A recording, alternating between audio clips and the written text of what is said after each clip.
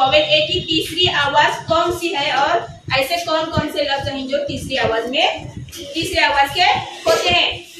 सबसे पहले हम ये मालूम करेंगे कि वॉवेल ए की पहली आवाज क्या है। वॉवेल ए की पहली आवाज है ए। वॉवेल ए की पहली आवाज ए।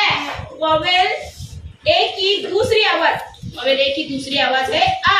वॉवेल ए की दूसरी आवाज आ।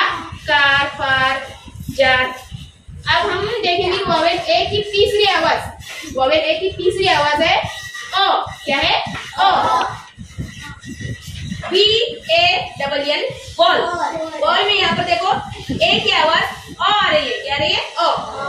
BALL ball. BALD bald. WATCH watch.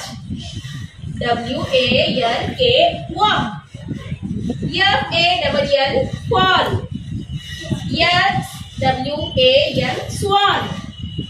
WALL wall. PALL pall. CALL call. WASH wash. TALK talk.